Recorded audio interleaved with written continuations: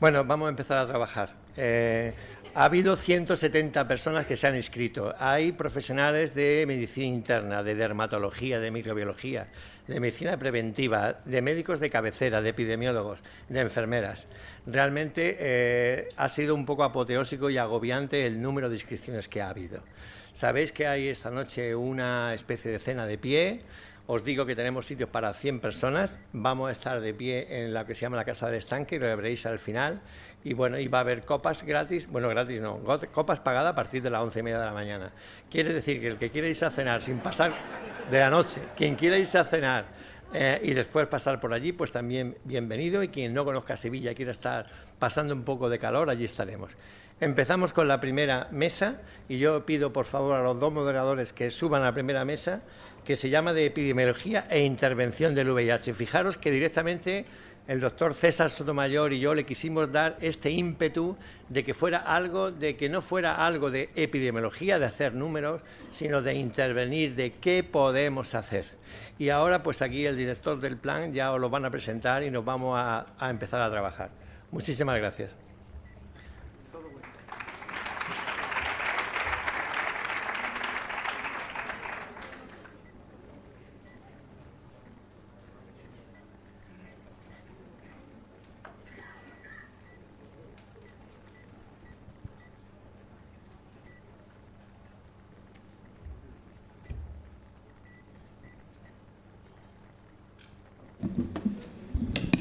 Bueno, pues vamos a entrar en materia, ¿no? Ya hechas todas las presentaciones y las consideraciones generales, y como dice Pompeyo, pues directamente al grano, ¿no? A dónde está la epidemiología y las posibilidades de prevención de estos problemas. Sí, en ese sentido, pues un poco es entrar en materia desde el principio, ¿no? Cómo vigilamos estas enfermedades, sistemas de información, problemas de estudio de contactos. Al fin y al cabo son a veces enfermedades que se han mantenido un poco, a veces, al margen de la vigilancia del resto de enfermedades, y eso ha tenido también sus consecuencias, ¿no? Entonces yo creo que es hora de también reflexionar sobre este tema, y yo creo que desde la Servicio de Vigilancia y en unión con un grupo de trabajo pues establecer un nuevo modelo de vigilancia de estas enfermedades, y también adaptar los sistemas de información al resto de cómo se vigilan el resto de enfermedades y cómo se obtienen datos para poder valorar las tendencias que, como se ve, pues están incluso incrementándose a pesar de la bajada, pero a veces esa información no es sencilla de obtener. Un poco es también motivo de alguna de las presentaciones. Bueno, y para eso tenemos tres magníficos ponentes que nos van a situar claramente en escena. Tenemos a Javier de la Torre, médico de infeccioso del Hospital Costa del Sol y actualmente director del plan de ITS y VIH desde hace no mucho tiempo, pero lo veo ya muy metido en materia, claramente, porque además ya la conocía de antemano, sucediendo a nuestro conocido y amigo Fernando Lozano, que ya ahora lo deja, felizmente, y que nos deja también una herencia maravillosa con la que continuar, ¿no? Y después tenemos... Sí, después tenemos a doctor Nicolás Loruso, que bueno, pues ahora mismo es el asesor de preventiva y promoción y vigilancia en la dirección general nuestra, por lo tanto es ahora mismo un colaborador estrecho, y que bueno, ha sido referente de Fast Track Ciudades Libres de VIH en Sevilla, coordinador del programa de detección precoz de VIH de ámbito comunitario en Andalucía, y bueno, pues yo creo que ha trabajado en este tema ampliamente, ¿no? Y afortunadamente pues esta experiencia nos sirve ahora en la dirección general y en el servicio de vigilancia para avanzar en este tema de la vigilancia de ITS. Y finalmente tenemos a nuestro experto. Dicen que experto es el que viene de fuera y trae diapositivas, ¿no? Entonces tenemos a Pep Col, que trabaja en el hospital de Germans, Trías y Pujol, y que tiene una larguísima trayectoria en la unidad de VIH del hospital y en la colaboración con el Barcelona Checkpoint, centro de amplia trayectoria en trabajo con VIH. Y con eso, pues, si os parece, podemos empezar con las presentaciones.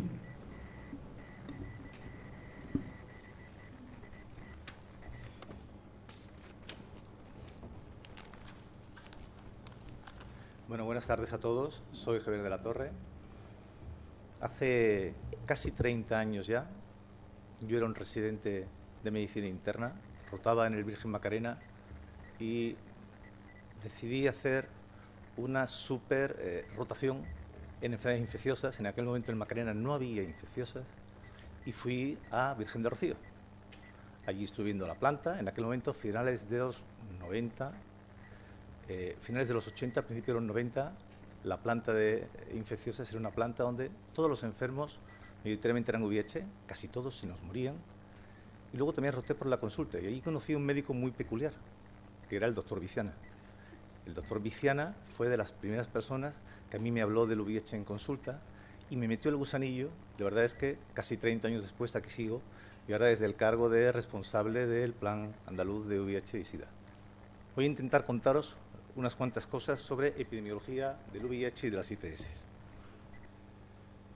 ¿Qué tienen que ver el VIH y las ITS? Pues la verdad es que hay una serie de cosas que comparten. Comparten determinantes estructurales, comparten factores de riesgo y comparten vías de transmisión. De forma que son epidemias solapadas, van de la mano y las respuestas y las soluciones tienen que ser compartidas. Hay que actuar sobre las dos.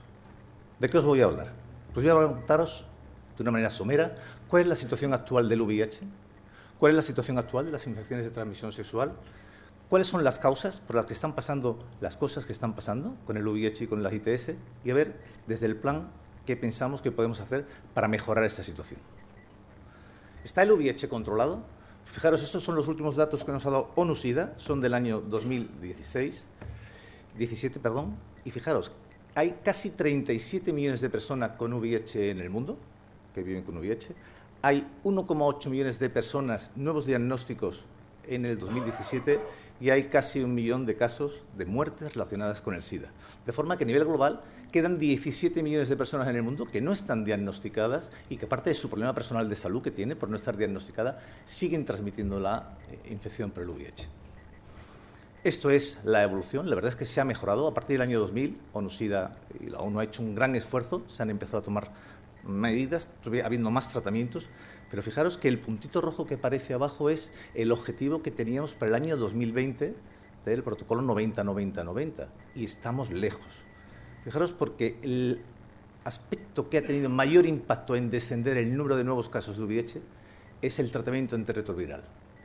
Aquellos países que tienen mayor porcentaje de pacientes tratados, de personas tratadas, son los que tienen una mayor incidencia de VIH. Fijaros, países pues como pueden ser Tailandia o como puede ser Botswana, tienen unas tasas de nuevos casos menores que puede ser Sudán o Madagascar.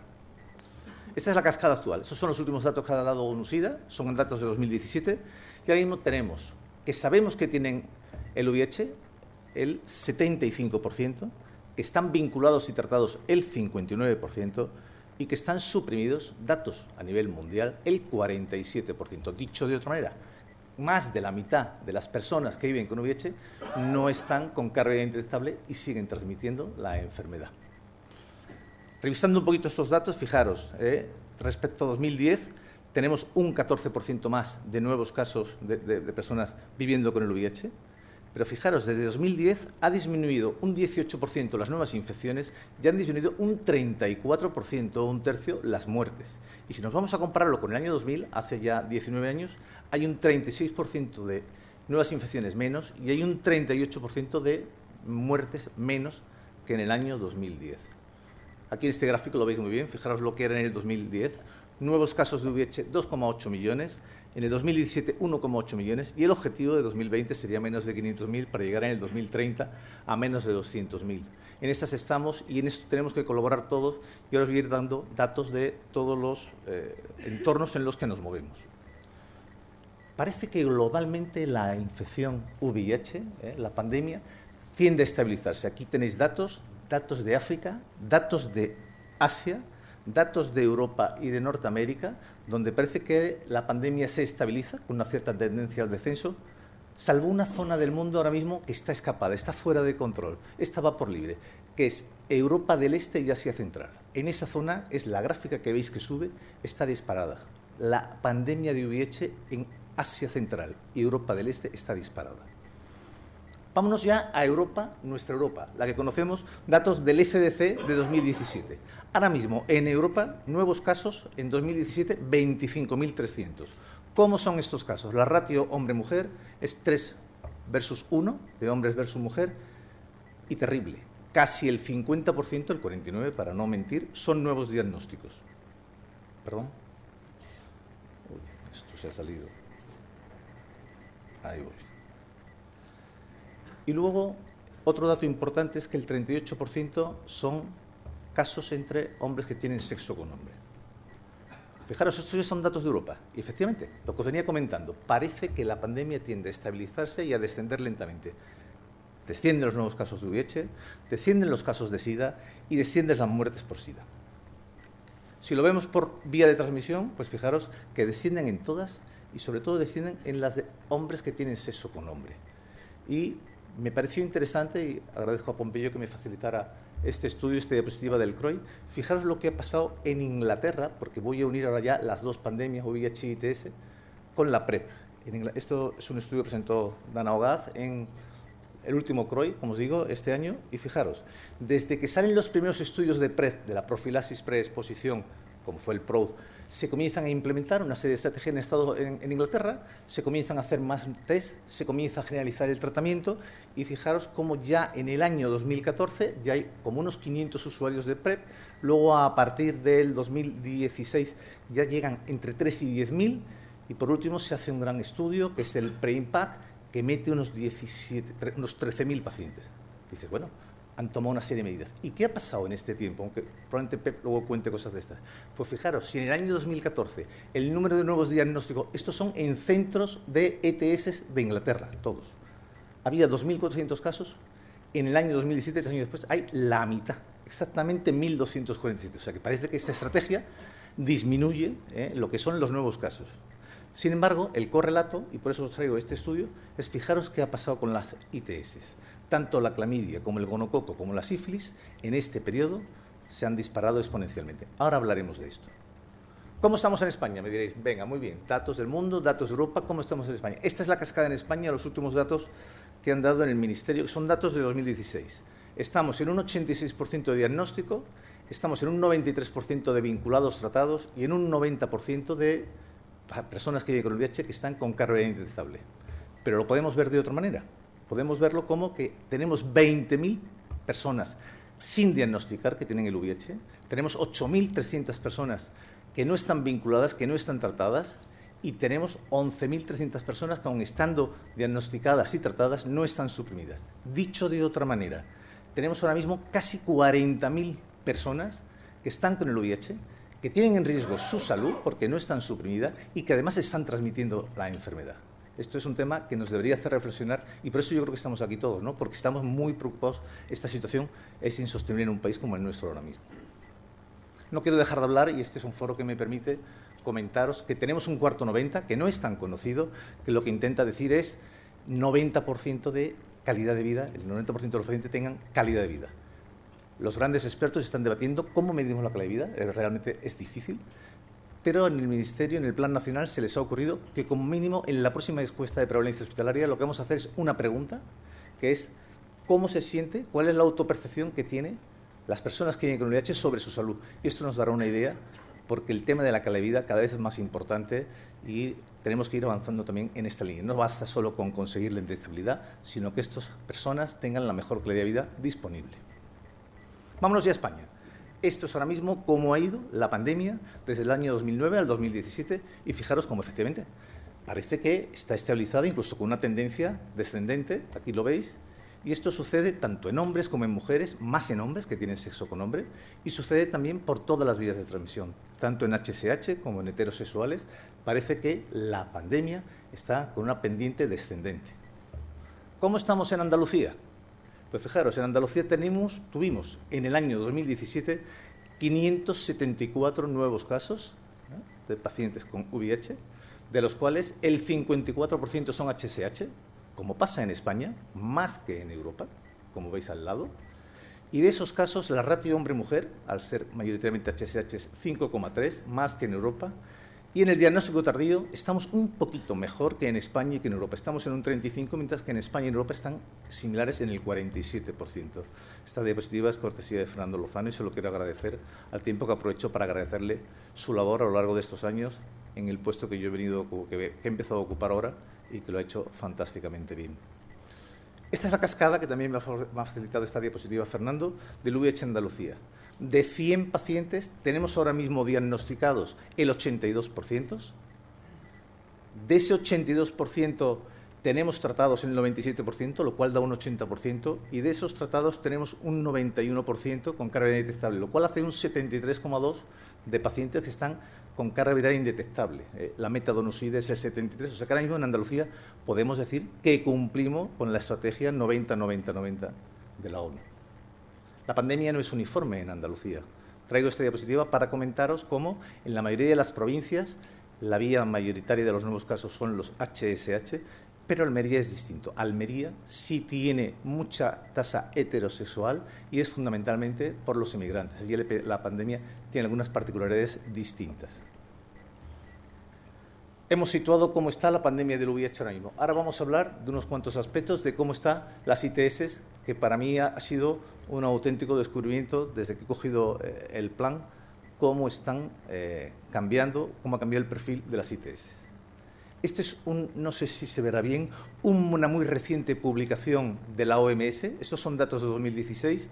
En el 2016 hubo 1 millón de ETS diarios en el mundo, 374 millones de ITS en el mundo, 120 millones de clamidias, 80 millones de casos de gonococo, 6 millones de casos de sífilis, 150 millones de casos de tricomona. Es unos datos espectaculares, espectaculares. No entienden de sexo, aunque hay más en hombre, y no entienden de poderío económico, aunque es verdad que en los países en vías de desarrollo hay más.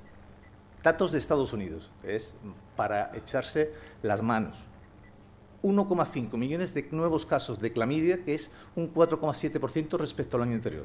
Pero hay 468.000 casos de gonococo, un 18% de incremento respecto al año previo, y 27.000 casos de sífilis con un 17% de incremento, y ya comienza a haber de nuevo casos de sífilis neonatal, cosa que parecía que estaba erradicado. Y en Europa es distinto, en Europa es lo mismo. Fijaros, el gonococo, la sífilis y la clamidia, cómo van para arriba, mientras que la línea roja es el VIH. El VIH sí es esto que hablamos, ¿no? Parece que tiene una tendencia a estabilizarse, a disminuir. Claro, esto tiene algunos problemas. Fijaros, este es un anuncio de los años 50, donde el gonococo decía, se cura con penicilina. Ya no. Y por eso estamos aquí, porque este tema comienza a preocuparnos. Porque estos son datos muy recientes de un estudio europeo, y fijaros cómo la tasa de resistencia a ciprofloxacino, el gonococo productor de penicilinasas, la acitromicina y la cefixima comienzan a tener resistencias. La ceftriaxona, que había sido el tratamiento en los casos estos que eran más rebeldes, ya también comienza a tener resistencias, y ya hay varios casos descritos en Inglaterra donde no había ningún tratamiento efectivo para el gonococo. Esto es un auténtico problema y esto va a ir a más como no atajemos y manejemos correctamente a estos enfermos. Y afortunadamente en esta jornada vamos a tener auténticos expertos que tanto en las discusiones clínicas como en los talleres nos van a hablar de ello. ¿Y es homogénea según la vía de transmisión las ITS? Pues fijaros, el linforanuloma venéreo, que está eclosionando de una manera importante, es mayoritariamente en HSH, la sífilis también con un 75%, el gonococo, estos son también, os he dicho, datos europeos, 50-50, el VIH el 42%, porque esto en Europa hay mucho caso todavía, sobre todo en el este, de transmisión vía heterosexual. Pero fijaros, un 13,5% de las hepatitis por virus C aguda son en HSH y un 12,8% de las hepatitis agudas por virus B. O sea que estos datos tenemos que empezar a considerarlos. ¿Qué ha pasado con las ITS en España? Tremendo, 17.000 casos de nuevas ITS en el año 2016, un 28% de incremento cada año del gonococo, y aquí tenéis cómo hasta el 2000 parecía que había un descenso, y desde el año 2000 esto está disparado. Fijaros cómo el gonococo ya alcanza tasas por 100.000 habitantes del 14%, y la sífilis parece, dice su caray, en el 2016 ya ha bajado por debajo de una tasa de 8 por 1000. No, es una ilusión. En el 2017, los datos últimos, ya estamos en el 10,6 de casos de sífilis, de la tasa, por 100.000 habitantes. La clamidia está en 24 de tasa, el gonococo en 18 y el linfoneuroma ya está en el 1,15. De forma que el gonococo está disparado y la sífilis también sigue aumentando. Esta infografía es muy gráfica y ya se ha comentado que toda esta diapositiva tendréis acceso en la página web. ¿Qué está pasando en Andalucía? Más de lo mismo, no somos diferentes. Los tres jinetes siguen avanzando, la sífilis, el gonococo y la clamidia, y fijaros el herpes. También, si lo vemos en porcentajes, ¿qué ha pasado desde 2011 al 2016? La clamidia se ha incrementado un 54%, el gonococo un 140%, la sífilis un 48% y el herpes un 230%. Realmente son unos datos para hacérnoslo pensar. Si vemos por provincias en Andalucía, la sífilis, ahí veis cómo aumenta en todas, también aumenta en todas el gonococo y también aumenta en todas la clamidia. La provincia que sale con más casos en todas es Sevilla, pero es porque es probablemente la provincia, merced a que tiene el centro de ITS, que más casos comunica. Es probable que en el resto de provincias no se estén comunicando todos los casos y en esto tenemos que trabajar todos para mejorar los sistemas de notificación de las ITS, porque solo sabiendo lo que está pasando podremos tomar medidas adecuadas. Fijaros este estudio súper interesante de mi amiga Piedad Zarazo de Zaragoza. Ella lo que hizo fue coger todos los nuevos casos de VIH que había habido en el año entre el 2011 y el 2015 y dijo, vamos a ir para atrás en la historia a ver qué ha pasado con esos pacientes y ver si ha habido oportunidades de contacto con la atención sanitaria, sea en el hospital, sea en primaria, sea en urgencia. Se encontró que el 86% de esos casos habían contactado y dijeron, ¿por qué habían contactado? Que habían sido oportunidades perdidas, que no se les había pedido una serología antes y se había perdido ese tiempo. Lo tenéis ahí, las 5 grandes causas, y la cuarta es las infecciones de transmisión sexual. Hubo 148 consultas de enfermos con enfermedades de transmisión sexual que no se les hizo una serología VIH. Esto nos tiene que hacer reflexionar a todos. El otro día tuvimos una reunión, aquí tengo yo algunos compañeros de mi hospital, y había residentes de interna, residentes de familia, que hacen guardias, y les dije, ¿cuántos enfermos veis en una guardia? Y me dijeron, 60, 70. ¿Cuántas serologías de VIH pedís en cada guardia? Y se me quedaron mirando como diciendo, ¿eso qué es? ¿Que tengo que pedir serología? Entonces me dijeron que ninguna. Y les dije, pero bueno, ¿no veis ninguna fiebre? ¿No veis ninguna neumonía? ¿No veis ningún zóster? ¿No veis ninguna linfadenopatía? ¿No veis ninguna...? Sí, sí vemos. Tenemos que sensibilizarnos y ese es uno de los grandes objetivos de estas jornadas. Todos los que estamos aquí, y luego haciendo campaña, tenemos que sensibilizar de que esta es una epidemia que nos está alcanzando unos niveles importantes y que está en manos de todos mejorar estos resultados que estamos teniendo. De forma que, a modo de resumen, ¿cuál sería la situación actual? Pues la incidencia de ITS está creciendo exponencialmente en todos los entornos, en Andalucía también, mientras que el VIH parece que se estabiliza, tiende a disminuir. ¿Por qué se estabiliza, tiende a disminuir el VIH? Pues yo veo 3 causas claras. Por un lado, el uso universal y precoz del tratamiento antirretroviral está consiguiendo que persona que es indetectable no transmite. Esto es muy importante. Por cierto, aprovecho para comentaros también el otro día en otra reunión, comentando con médicos de la atención primaria, me decían que muchos de ellos no saben esto, no saben que una persona indetectable es intransmisible. Y esto también tenemos que hacer campaña y también tenemos que decirlo porque son cosas que es muy importante que las sepan todos los profesionales sanitarios. Segundo, promoción y diagnóstico temprano. Tenemos que ir a poblaciones de riesgo, tenemos que ir a buscar todos los casos y esto se está haciendo. Yo creo que se está mejorando y ha mejorado mucho en los últimos tiempos. Y luego en aquellos países donde se ha implementado la PrEP, efectivamente hay buenos resultados, como ya se comentó y como luego Pep nos contará. ¿Y por qué aumentan las ITS? Se han disparado las relaciones sexuales. Os cuento otra anécdota, si me permitís. El otro día vinieron una pareja de nuevos casos diagnosticados a mi consulta. Ella 17 años, él 21. Les hice los CD4, la carga viral y todo su protocolo. Y cuando llegaron los resultados, la de 17 años tenía 900 CD4. Y dije, bueno, no debes de llevar mucho tiempo con la infección. Parece que... Dice, sí, sí. Yo la verdad es que llevo saliendo con mi pareja nada más que hará unos 4 o 5 meses. Digo, bueno, no te preocupes, te pondremos tratamiento. Pero cuando le pregunté, cuando vi a él, tenía 180 CD4. Y le dije, esto no lo has cogido ni ayer ni antes de ayer, eso es de llevar tiempo. Y le pregunté, ¿desde cuándo tienes relaciones sexuales? Me dijo que desde los 12 años. Esto es un tema que nos debe hacer pensar como sociedad. Esto ya creo que escapa hasta salud pública como sociedad. ¿Qué está pasando con la educación sexual? Que es otro de los caballos de batalla que tenemos que dar en los próximos años. Se estaba abandonando los métodos preventivos, ahora pondremos una diapositiva de ello, sobre todo el preservativo. Se le ha perdido el respeto. Parece que ya tener una infección de transmisión sexual o tener el SIDA, el VIH, es tomarse una pastilla y no pasa nada. Y esto es así. Y luego las nuevas aplicaciones de geolocalización de relaciones, las APPs de contactos, junto con el CNSES, están siendo una de las cosas más importantes de este despegue de las ITS. No sé si se verá bien, pero esto es un estudio... Un minuto. Un minuto. Pues entonces voy a pasarlo ya con todas las causas fundamentales y lo que voy a hacer es centrarme, esto es ver cómo bajó el uso del preservativo y paso a contaros brevemente en un minuto cuáles son las líneas que desde el Plan Andaluz de VIH-Sida y ITS queremos implementar. Queremos trabajar en información y comunicación con campañas de prevención en ITS y VIH. Yo creo que hay que actuar en los lugares adecuados, en esa población más vulnerable, en aquellas zonas donde hay más casos, y para eso tenemos que estar en el sitio de donde están esos pacientes, usando las redes sociales y manejando el mismo lenguaje que los jóvenes. Si tú pones un anuncio en el periódico, tal, no va a llegar. Hay que entrar en los medios de comunicación, en los conductos que usan ellos. Tenemos que mejorar condiciones de vida y disminuir el estigma y hablar de vida saludable. Para eso habrá que ponerse de acuerdo con otras consejerías, educación, políticas sociales. Tenemos que seguir insistiendo en prevención. Hay que recomendar el preservativo. Hay que implementar la PrEP. Afortunadamente ya habéis visto que el director general de Salud Pública ha dicho que esto va para adelante. Hay que iniciar el tratamiento precoz y universalmente cuanto antes en todos los pacientes. Hay que implantar programas, y estamos en ello, de diagnóstico precoz en atención primaria y en el ámbito comunitario. Hay que mejorar los sistemas de información, como he comentado, y de epidemiología, porque solo sabiendo lo que tenemos podremos tomar medidas adecuadas. Hay que ir a un abordaje integral y multidisciplinar de las ITS.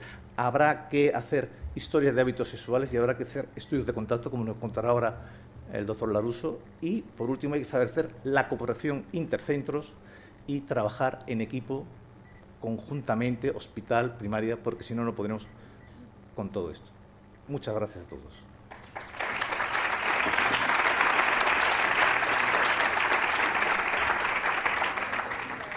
Muchas gracias, Javier.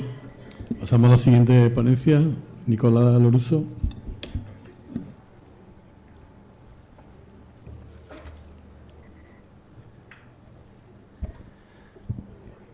Buenas tardes a todos y todas. Pues para mí darle las gracias a Pompeyo y César por la invitación y decirle que para mí es un doble placer estar aquí, ya que me formé aquí como preventivista y entonces pues volver a ese hospital y aquí es un placer y un honor.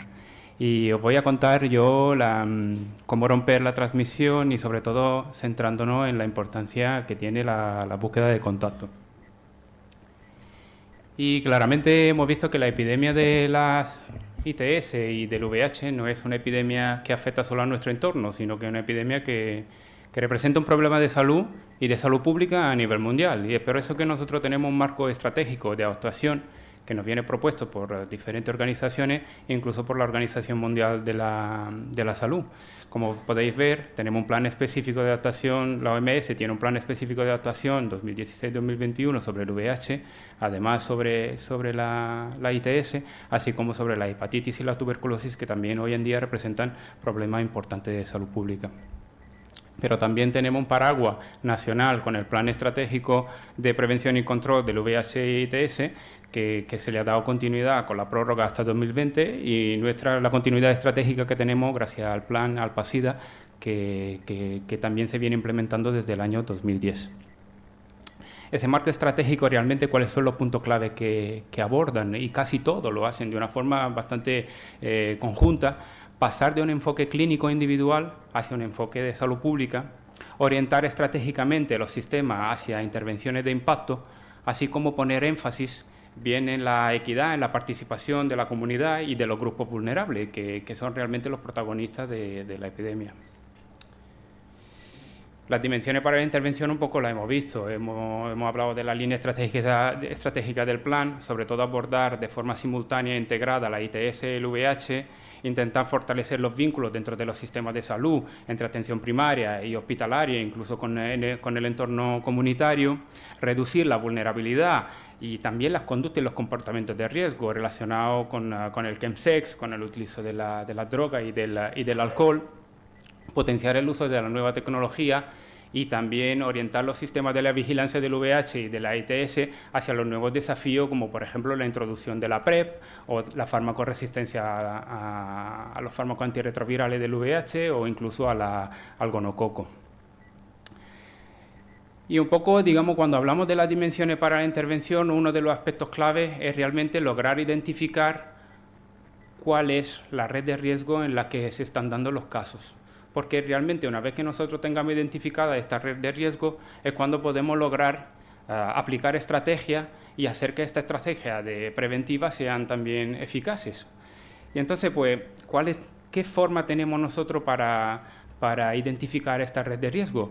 Pues bien, lo podemos identificar a través de la vigilancia epidemiológica de los casos de VIH y DTS, a través del estudio de contacto y a través del estudio molecular de casos, que también abordaremos a lo largo de esta ponencia, y también la capacitación y la formación de los profesionales, que al final son los que diagnostican y representan uno de los aspectos más importantes que se tiene que implementar y mejorar. Y si repasamos un poco la historia de los servicios de vigilancia en Andalucía, pues podemos ver que ya desde la aparición de los primeros casos de SIDA en los años 80 se puso en marcha el Registro Nacional de Casos de SIDA. Vemos cómo empiezan la GEDO, tenemos la sífilis y la infección de gonococo que vienen declaradas enfermedad de declaración obligatoria, se empieza la vigilancia del SIDA, también el SIDA, el herpes genital y la clamidia llegan a ser considerada EDO en el 1996, se implementa Red Alert, el sistema de vigilancia de Andalucía, y solo en 2008 pues, el VIH se considera como enfermedad de declaración obligatoria, que es algo bastante que a mí también me impactó un poco. Y en 2010 se implementa el PASIDA, el plan del VIH, SIDA y otra ITS, y ya llegamos en 2003, que realmente es una fecha clave para Andalucía, porque finalmente se pone en marcha el registro de casos incidentes de VIH, que realmente nos permite tener unos datos fiables ya hoy en día sobre la situación de la incidencia del VIH en Andalucía, en nuestro entorno. Y luego, pues, por último, en 2018, pues se evaluó el plan PASIDA y se le ha dado continuidad estratégica al mismo plan.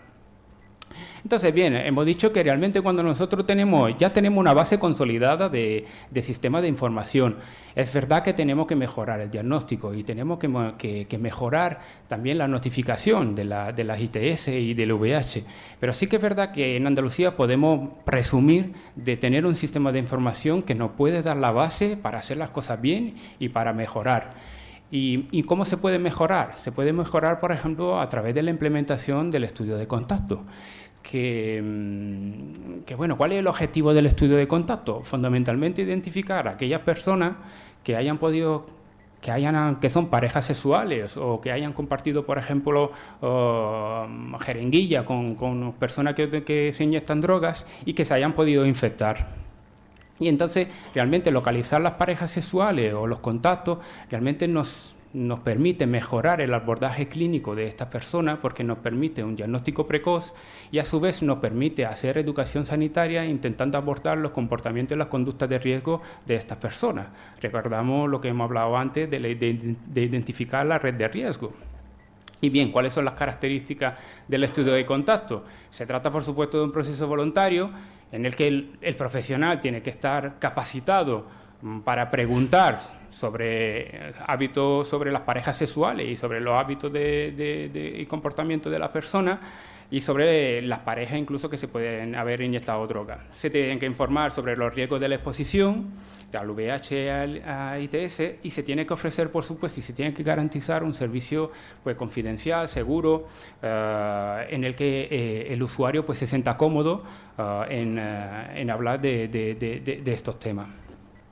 Entonces, bien, cuando hablamos si nos centramos en la entrevista, Claramente se tiene que realizar lo más pronto posible, se prefiere una atención face to face, pues en persona, se debe informar sobre los propósitos del estudio y el por qué se le está preguntando sobre las parejas sexuales a una persona, y se tiene que identificar y lograr disponer información también sobre los lugares donde se ha podido producir la exposición, sobre los beneficios para el caso y los distintos tipos de notificación a las parejas que tenemos a disposición, y también tenemos que intentar en esa consulta implementar pues estrategias para abordar los comportamientos de riesgo. ¿Cómo se puede informar a las parejas? Realmente podemos tener diferentes estrategias. Pues tenemos una estrategia más pasiva y una estrategia, digamos, asistida, que se suele decir. En la primera, digamos que nosotros delegamos en el paciente la tarea de ponerse en contacto con todas las parejas y de derivarla a los centros de ETS, a los centros de atención primaria, que están, digamos, que se tienen que dedicar al estudio de contacto.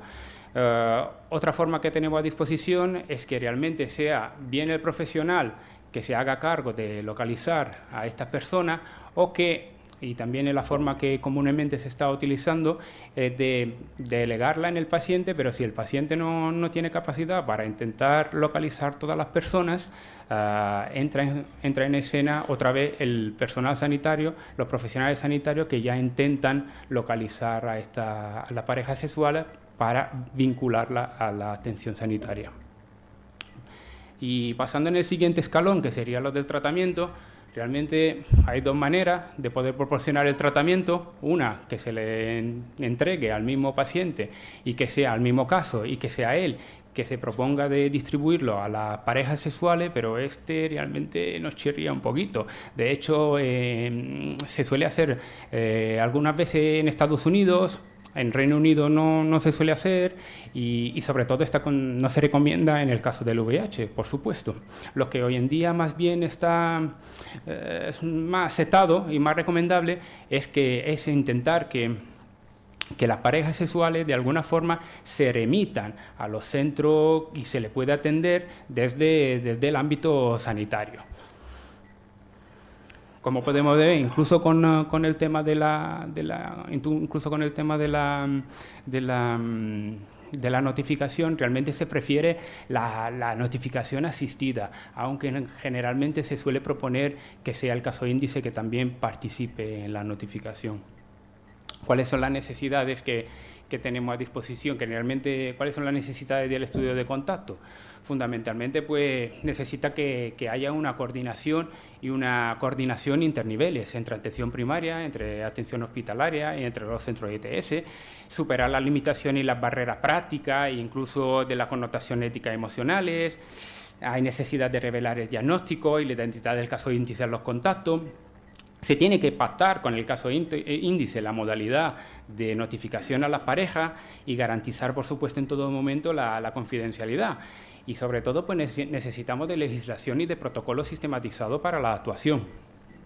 Realmente, a nivel nacional, falta un protocolo nacional que nos ayude a abordar el tema del estudio de contacto. Y además hay bastante disparidad a nivel de las diferentes comunidades. Realmente en Andalucía no existe una legislación específica sobre estudio de contacto. Sí que es verdad que disponemos de los protocolos de vigilancia epidemiológica que la abordan de una forma individualizada y en estas comunidades que más o menos que aparecen en esta tabla, básicamente evidencian que hay una falta de legislación, una falta de protocolo. Sí que existe un único protocolo que he tenido conocimiento, que es el protocolo para el estudio de contacto que están implementando en Cataluña. Ese protocolo se realizó en 2017 y realmente se ha implementado ya en Barcelona, en el área urbana de Barcelona, y cada vez se está implementando a toda la comunidad y está liderado por la Agencia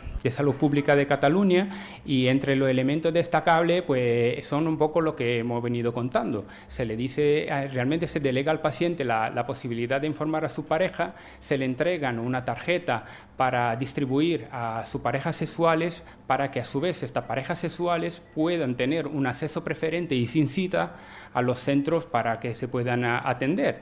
Una vez que se tenga el listado de las parejas sexuales, este listado se tienen que comunicar a los servicios de epidemiología, que en el caso de no lograr la localización, de no ser efectiva la localización por parte del caso de las parejas sexuales, ya entrarían en escena bien los servicios de vigilancia o la enfermera, por ejemplo, de enlace de los centros de salud y de atención primaria. Claro, como realmente el protocolo era de abril de 2017, claro, de repente yo me empecé a asustar. Digo, a ver qué pasa con la legislación actual, porque sabemos que en 2008 entró en vigor el Reglamento Europeo de Protección de Datos, tuvimos también la Ley de Protección de Datos de 2008, entonces realmente empecé a tener alguna dudilla. Digo, ¿puede ser que haya podido cambiar el marco legal en el que se vino a implementar ese protocolo? Encontré una consulta que se hizo al gabinete jurídico de la Agencia Española de Protección de Datos, que también un poco nos dice que tranquilos, el marco legal realmente no ha cambiado y realmente la ley incluso de 2018 sobre protección de datos, la ley española, pues nos remite a la ley de 33/2011 de salud pública, donde nos dice que realmente el régimen de cesión de datos entre las administraciones no ha variado esencialmente, y sobre todo cuando nosotros estamos actuando dentro de un ámbito de salud pública, y dentro de ese ámbito, siempre que nosotros tratemos los datos de forma confidencial y garanticemos que estos datos se revelen exclusivamente a aquella persona que tiene que intervenir en el ámbito de la salud pública, no estamos incumpliendo ninguna ley, sino que estamos amparados por la ley. Y bien, ¿cómo podemos optimizar? Una vez que nosotros hemos hablado de los sistemas de vigilancia, hemos hablado del estudio de contactos, entonces, ¿cómo podemos optimizar la vigilancia y el estudio de contacto? Una de las formas que se está desarrollando es a través de la identificación de los clústeres moleculares. Hemos dicho que uno de los retos importantes para la estrategia de prevención es identificar la red de riesgo. Pues bien, dentro de esta red de riesgo, los clústeres moleculares no son otra cosa que personas que se hayan podido infectar con el mismo con cepa del virus similar. Y entonces, en la que nosotros podemos deducir que haya podido haber una transmisión directa o indirecta. Este clúster molecular entra dentro a lo que viene llamado, que se llama clúster de transmisión, que agrupa a todas aquellas personas que han podido infectarse con gente perteneciente al clúster molecular, que pero todavía no están diagnosticadas. Y a su vez, el clúster de transmisión es lo que en una red que está metido dentro de la red más amplia de riesgo, que es la Risk Network, que vemos aquí en la imagen. Entonces, bien, pues ¿cómo es posible eso? Pues eso se debe a que una vez que la transmisión del virus se haya realizado, si nosotros el virus, aunque evoluciona y cambia constantemente, pero si nosotros logramos identificar genéticamente ese virus una vez que se haya producido una infección reciente, pues sí que podemos establecer si realmente haya una similitud con otras personas que hayan podido infectarse con el mismo virus. Y entonces establecer un vínculo de transmisión. ¿Cuáles son las ventajas que nos brindan los clústeres moleculares y los clústeres de transmisión? Fundamentalmente, pues bien, enfoque dirigido a la persona VIH positiva diagnosticada, que pueden tener dificultades de acceso al sistema, o bien para las no diagnosticadas, para vincularla a la atención sanitaria, o actuar de una forma dirigida hacia una red de riesgo con estrategia preventiva como por ejemplo la PrEP, ofrecer pruebas de detección rápida, o abordar los factores contribuyentes a través de la educación sanitaria y a través de las prácticas de riesgo, como por ejemplo el chemsex.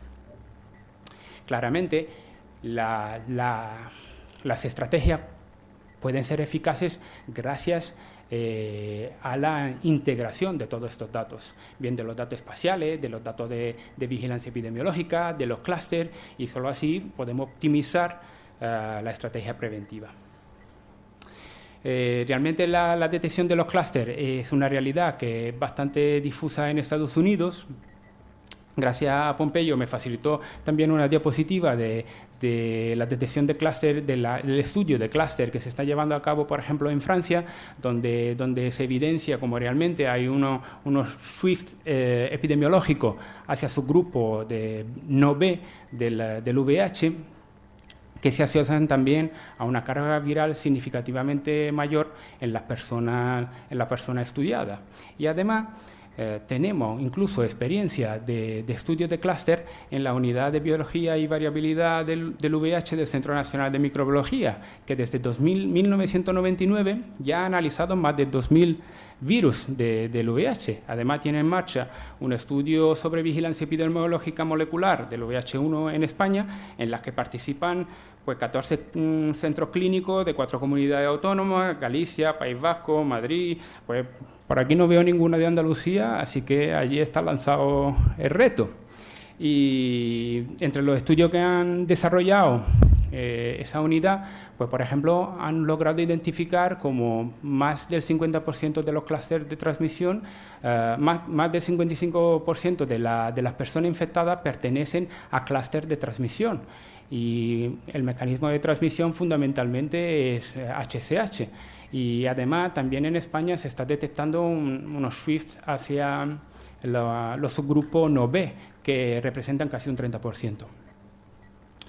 Entonces, pues, el último aspecto, y quizá más importante, y en el que más tenemos que aunar los esfuerzos, es la formación y la capacitación de los profesionales. 2 minutos.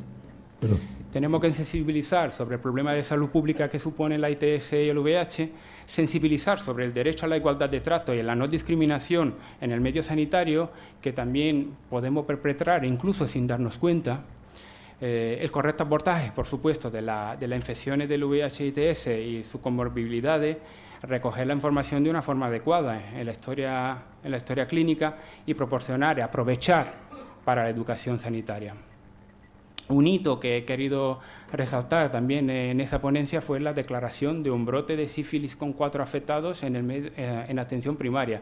Para nosotros que trabajamos en epidemiología sabemos que se declare un brote en atención primaria es algo que nos llena mucho de alegría, porque nos dice que hay margen de mejora, hay profesionales que están implicados, hay profesionales que tienen una mirada y un enfoque de salud pública y que la ponen en práctica.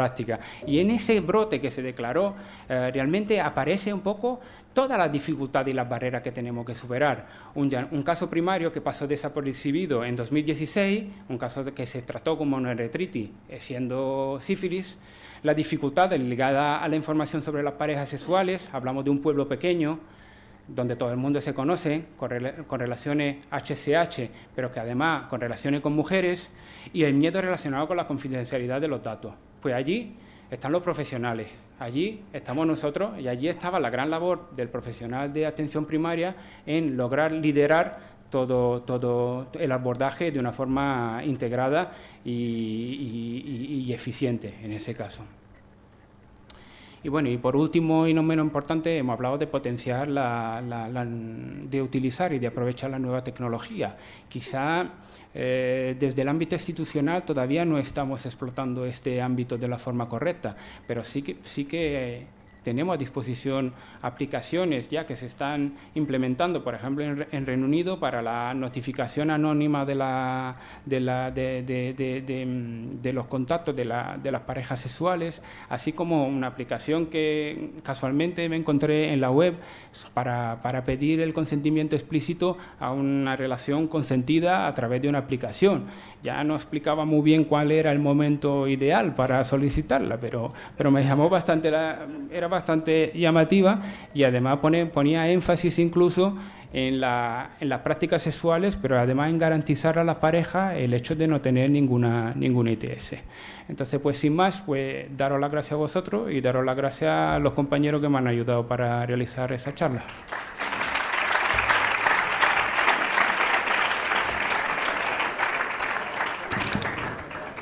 Muchas gracias, Nicolás. Pasamos a la siguiente ponencia del doctor Pep Coll.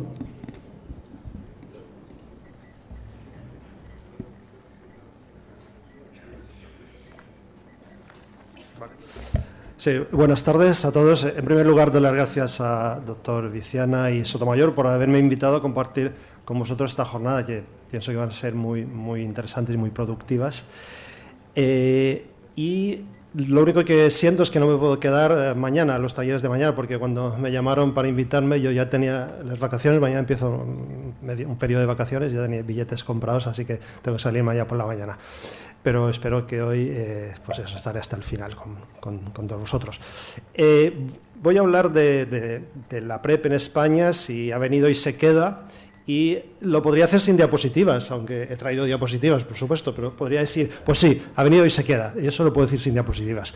Y podríamos ya incluso acabar mi presentación aquí, pero como supongo que queréis que discutamos y argumentemos y veamos realmente cómo está la situación, pues he preparado esta agenda, que es la primera pregunta, es eso, ¿ha venido la PrEP?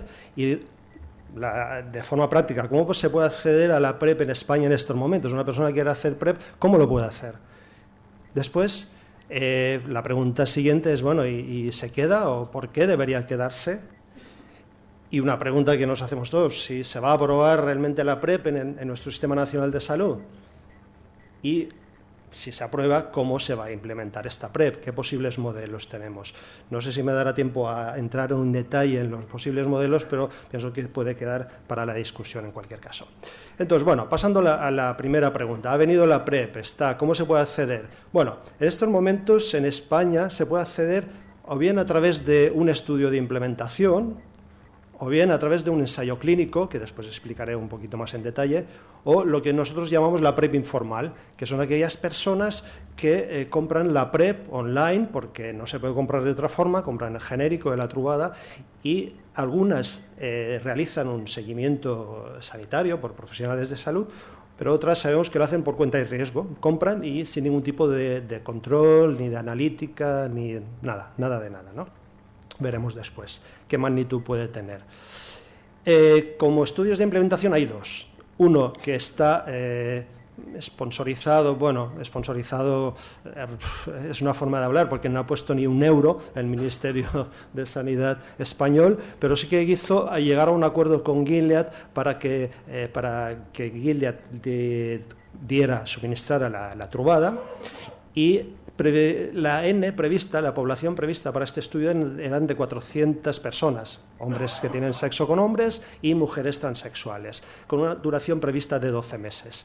Se inició en diciembre de 2017 y se ofreció a todas las comunidades autónomas, pero realmente en un primer paso solamente País Vasco y Cataluña se interesaron, y del País Vasco solamente un hospital de Donostia, y en Cataluña solamente un centro de ITS, de Drassanes, y BCN Checkpoint, que es centro comunitario donde yo comparto mi trabajo y como después os enseño. Posteriormente se incorporó Valencia. Estos son los números de participantes: 20 en Donostia, 100 en Barcelona en el centro de ITS, 175 en nuestro centro, y Valencia no tengo datos de cuántos participantes hay porque se incorporó después. Ha habido dos prórrogas, y este estudio, que inicialmente iba a durar un año hasta diciembre del 2018, finalmente durará hasta noviembre del 2019, es decir, será un estudio de 2 años. Y otro estudio, y el segundo y los únicos estudios de implementación, es el PREPARA, pero el ámbito de este estudio es Cataluña, se hace también en BCN Checkpoint, en nuestro centro. La duración es de 2 años de seguimiento y la N es menor, son 72 personas concretamente, hombres que tienen sexo con hombres y mujeres transexuales, y este caso está financiado por la Generalitat de Cataluña, pero como digo es de ámbito catalán en este caso. Y no hay más estudios de implementación, y además están cerrados, con lo cual ya no se puede acceder a estos estudios. La otra opción es un ensayo clínico, que hay solamente uno, que es el Discover, que era un estudio de no inferioridad, donde se comparaba la trubada con el Descovy, que es un componente es el TAF, que se sabe que ya lo estamos utilizando como tratamiento antirretroviral desde hace un par de años, yo creo, pero no sabíamos si realmente funcionaba para la PrEP, para profilaxis preexposición. Y ya sabemos que sí, que funciona. Este estudio es un mega estudio, hay casi 5.400 participantes en todo el mundo, en Europa y Estados Unidos. Un estudio, yo creo que será, no creo que haya estudios de esta magnitud de PrEP, porque ha sido realmente un estudio complejo y costoso, ¿no? Y el seguimiento son 3 años, 36 meses, pero hay un aspecto interesante, que es que si cuando se acaba el estudio la PrEP no está aprobada todavía en el país donde se está implementando, el Gilead se comprometió a seguir suministrando la medicación, en este caso el Descovy, porque se ha demostrado que funciona igual, hasta que se apruebe en el país. Esto, de alguna manera, bueno, fue una demanda por parte de la comunidad, pero que aceptó, y yo creo que es un elemento también positivo a destacar, ¿no? Porque una persona que ha estado haciendo PrEP, de repente no le podemos decir, bueno, pues ahora te quedas sin PrEP, porque realmente los ponemos a una situación de riesgo al dejar de tener la PrEP. Los resultados son, pues eso, que como he dicho antes, se demostró la no inferioridad. No voy a entrar en detalle, tampoco es el objetivo de mi charla. Y entonces la pregunta es, bueno, yo no he conseguido entrar en un estudio de implementación ni tampoco en el ensayo clínico, pero quiero hacer PrEP. ¿Cómo lo hago? Bueno, pues la única vía en estos momentos es la PrEP informal, o como nosotros llamamos informal. Y es lo que estamos haciendo en el centro comunitario, en BCN Checkpoint, que es un centro que se creó en el 2006 con el objetivo de ofrecer el test del VIH a personas, básicamente a hombres gay de Barcelona, y que en noviembre del 2017 creamos BCN PrEP Point para dar respuesta a esta creciente demanda de PrEP. La gente sabe que la PrEP funciona, la gente sabe que en otros países está aprobada, la gente tiene amigos que hacen PrEP y nos pedían, ¿cómo podría hacer PrEP? Y lo que hacemos es, en este centro, pues actualmente tenemos a más de 900 personas, hombres y hombres gay y mujeres transexuales, en PrEP, a través de estudios o de la PrEP informal. Estas son fotos del centro, como veis realmente no tiene mucho aspecto de centro sanitario, que es de alguna manera lo que pretendíamos. Y lo que hacemos es, lo denominamos el SeguiPrEP, el programa SeguiPrEP. Hay una primera visita con información y asesoramiento, previa a la primera visita, y después una primera visita con una analítica para evaluar función renal, serologías y sobre todo para descartar que tenga ya que esté ya infectado por el VIH. Y lo que hacemos es, si sospechamos que que podría haber una infección todavía en periodo ventana, hacemos siempre el test rápido del VIH, pero si fuera muy reciente, como sabéis, pues podríamos no detectarlo con el test. Entonces hacemos una carga viral. Tenemos un GeneXpert que en 90 minutos nos permite tener allí mismo, en nuestro propio centro, el resultado que acorta muchísimo el periodo de ventana, con lo cual aseguramos que esta persona no va a empezar la PrEP estando infectado ya, porque sabemos que si fuera así, hay un riesgo importante de que pueda desarrollar resistencias a los antirretrovirales. Hacemos una visita de seguimiento a las 4 semanas donde evaluamos posibles toxicidad o posibles efectos adversos, valoramos la adherencia y después hacemos visitas cada 3 meses con test de VIH y función renal. Básicamente evaluamos la función renal y un cribado de ITS cada 3 o 6 meses, depende del tipo de estudio. Y tenemos más de 400 personas en este programa de SeguiPrEP, ¿no? Se le informa dónde se puede comprar la trubada. Les recomendamos esta página, I Want PrEP Now, que es inglesa y donde explica cómo comprar la trubada genérica online. Es verdad que algunas veces hay problemas, de hecho la compra de medicamentos no es legal o bueno, es una situación un poco extraña, pero normalmente sí que llega la medicación, aunque a veces puede haber algún problema. La medicación es el genérico, el precio son unos 30 euros aproximadamente por un bote de 30 pastillas, es decir, 30 euros al mes, si se toma cada día. Y en otros puntos donde se puede conseguir, donde se puede hacer un seguimiento de la PrEP informal es el Centro Sandoval, que según la información que tengo es que están haciendo un seguimiento de unas 300 personas y ellos además participan en el estudio Discover, tienen 100 participantes en el estudio. Y aquí en Sevilla tenéis a Sevilla Checkpoint, donde según la información, Diego, corrígeme, pero se lo pregunté hace pocos días, que se está haciendo el seguimiento a unas 240 personas que están haciendo PrEP. igual después en la discusión pues Diego nos puede explicar un poco más en detalle. Entonces, hay las personas que la compran y, como decía antes, sin ningún tipo de seguimiento. Y eso lo vemos en las aplicaciones geosociales, pues podemos ver como el Gaydar, que es el Grindr, perdón, que es una de las quizás más utilizadas entre hombres gay, y veis que donde pone estado de VIH permite la opción de decir, pues yo soy VIH negativo, pero estoy tomando PrEP. Es verdad que aquí algunos puede que sean VIH positivos y por miedo a decir que son, dicen estoy tomando PrEP, que a efectos prácticos, a efectos de transmisión es lo mismo, porque el riesgo de transmisión de una persona VIH positiva en tratamiento, como decía el doctor de la Torre, es cero, como sabemos ya. Entonces, estas son las posibilidades actualmente para hacer la PrEP. ¿Y por qué se queda o debería quedarse? Bueno, pues miremos las cifras que también ha comentado el doctor de la Torre. El año 17 en España, más de 3.300 nuevos casos de VIH. En la gráfica que veis, sobre todo, vemos que la línea azul, que es la que corresponde a hombres que tienen sexo con hombres. Es decir, el mensaje para mí es muy claro. El preservativo podemos evitar muchas infecciones por VIH, hemos evitado muchas y seguiremos evitando muchas con el preservativo. Pero no basta. Estamos viendo que últimamente sí, estos últimos años, una tendencia al descenso de nuevos casos, pero todavía unas cifras muy altas. Y cuando tenemos herramientas preventivas de una efectividad, incluso efectividad superior, y no utilizarlas, pues estos son los resultados, ¿no? Entonces, la PrEP tiene que introducirse, tiene que quedarse, pues porque es eficaz, lo sabemos a través de diversos ensayos clínicos, en diversos grupos de población. Es verdad que en mujeres hubo 2 estudios, el FemPrep y el VOICE, en mujeres africanas, que no demostró una protección, pero después se vio que era debido a que no había una buena adherencia. Es decir, el mensaje es muy claro, la PrEP funciona si se toma la pastilla, y en este caso parece que no era así, no se tomaba. Y son ensayos clínicos, pero también tenemos ya la evidencia del mundo real. A mí me gusta este estudio porque es de Estados Unidos, pero del Kaiser, que es un sistema de salud de California.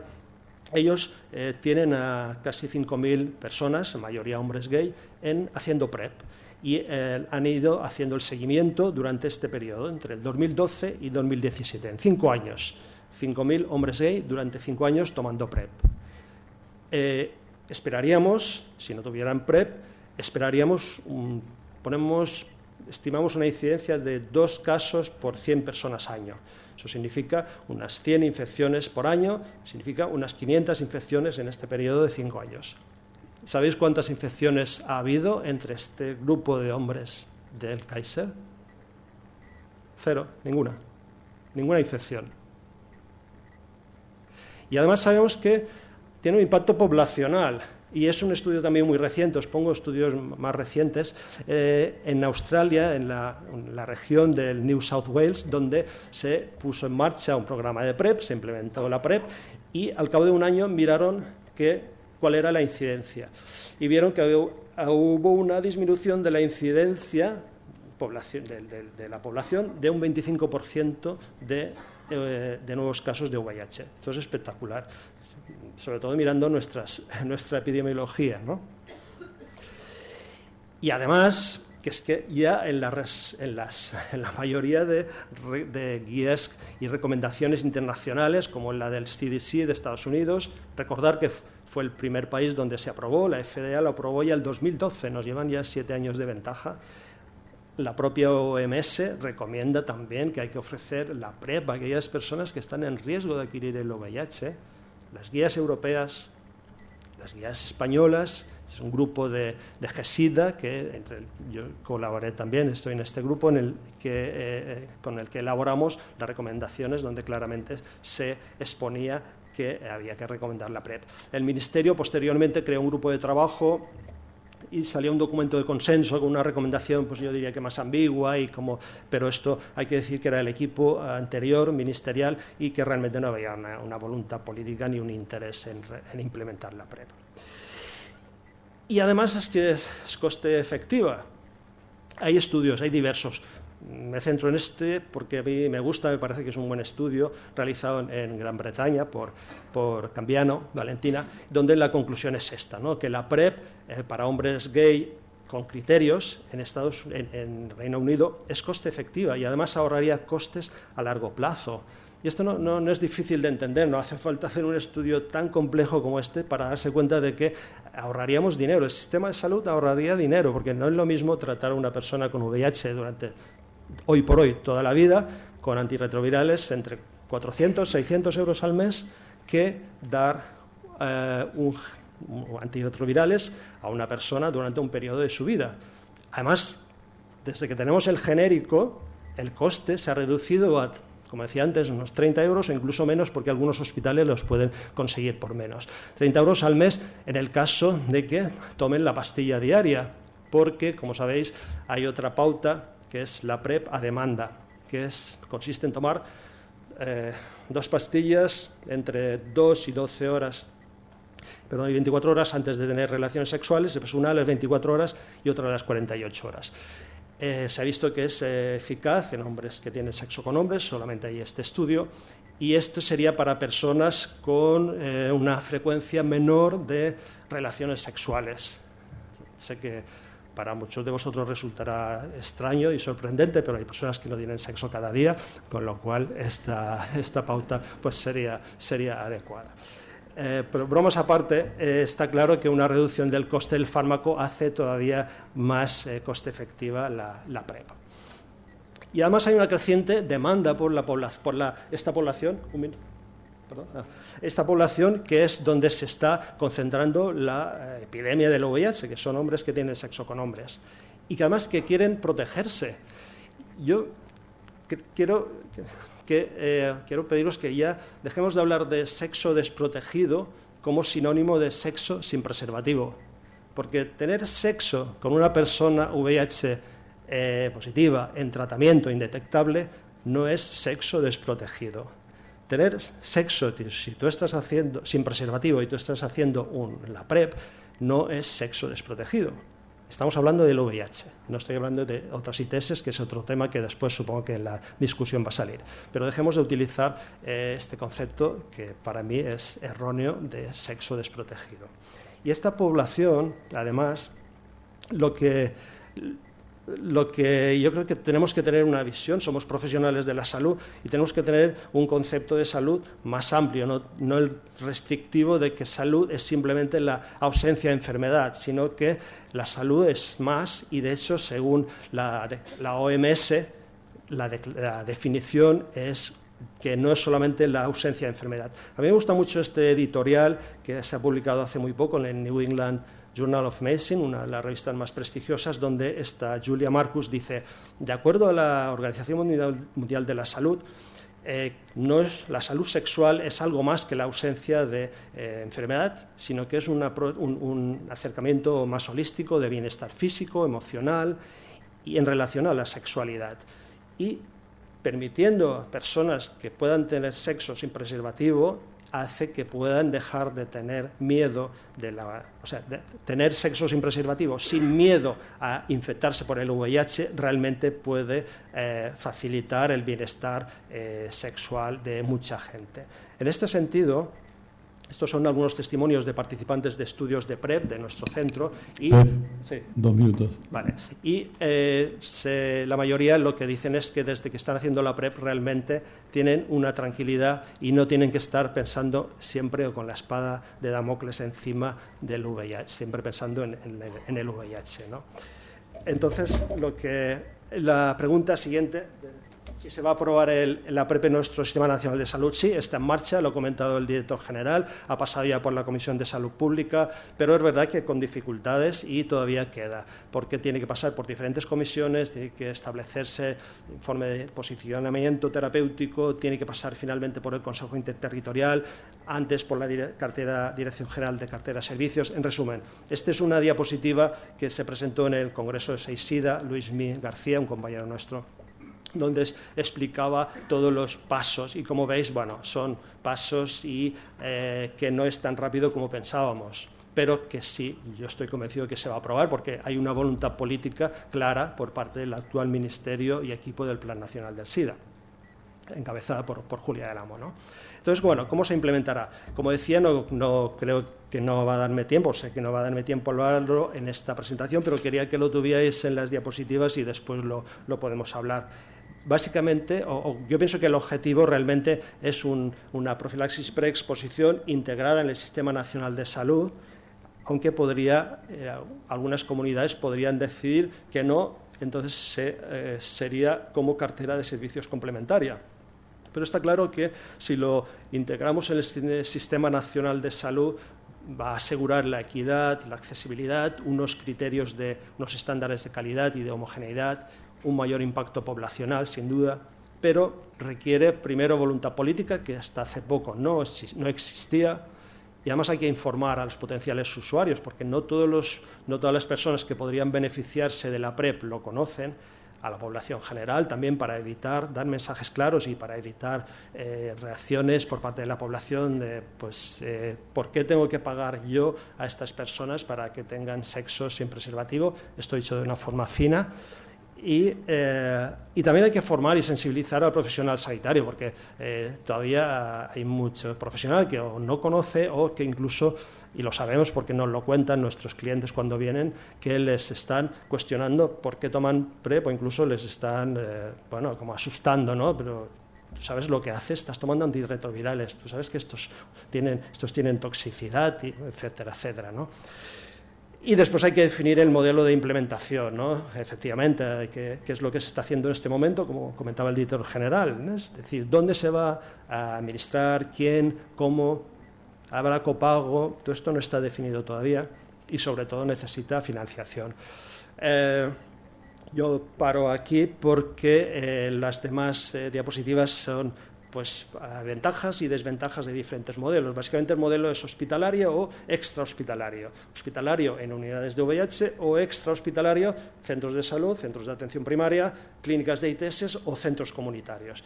Como todo en la vida, cada cosa tiene sus ventajas y desventajas y después yo pienso que podemos discutirlo, ¿no? En cualquier caso, y sí que para acabar quiero agradecer al equipo, esto es el equipo de Checkpoint. Yo trabajo también en el hospital, como decía antes, pero este es el equipo de BCN Checkpoint, es staff y voluntarios, no tenemos un equipo de staff tan grande, pero los voluntarios muchos tienen un papel también muy activo y hacen posible que podamos estar desarrollando estos programas de PrEP y facilitando el acceso a la PrEP a casi 1000 personas actualmente. Y muchas gracias.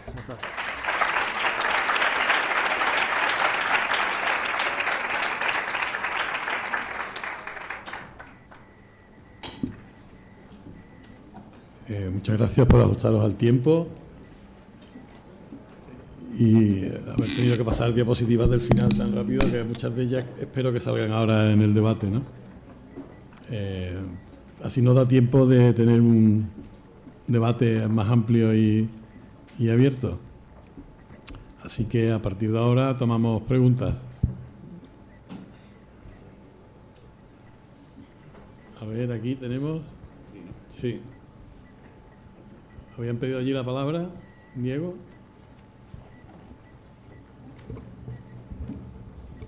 Bueno, gracias a todos los ponentes, gracias especialmente a Pep por presentar también brevemente los datos que tenemos nosotros de gente que está haciendo PrEP informal. Nos encantaría que, si la organización de estas jornadas en un futuro lo considera oportuno, poder también nosotros presentar las cosas que se hacen en Sevilla, no solo las que se hacen en Barcelona. Creo que en Sevilla también los centros comunitarios hacemos cosas interesantes y este es un foro precisamente para poner en valor el trabajo que todos hacemos, los centros sanitarios y también los centros comunitarios. Y simplemente aclarar qué es lo que estamos haciendo, porque a lo mejor puede acarrear ideas erróneas o alguien puede malinterpretar lo que se realiza en el Sevilla Checkpoint con las personas que deciden libremente utilizar la PrEP porque la compran por Internet. ¿Qué es lo que hacemos nosotros? Pues como hacemos también con las personas con VIH, ofrecer asesoramiento, Nosotros, una de nuestras grandes labores que siempre ha hecho Adara ha sido preocuparnos porque la persona que toma tratamiento antirretroviral siendo VIH positivo lo haga en las mejores condiciones, siempre en coordinación con el médico. Y asegurarnos de que tiene una buena adherencia y asegurarnos de que la persona vive con el VIH de la mejor manera posible. Lo mismo aproximadamente estamos haciendo con la PrEP, es decir, ofrecemos asesoramiento. Nos interesamos porque la persona al menos tenga un sitio donde poder acudir y al menos garantizar que lo está haciendo bien y que plantee las dudas, porque ahora mismo no tienen dónde ir o muy pocos espacios donde poder ir y la gente la está utilizando, la gente está en la calle comprándola y la está tomando y no tienen espacios donde cribarse de una manera regular de ITS, de hacerse el chequeo de VIH para comprobar que la PrEP la están tomando bien.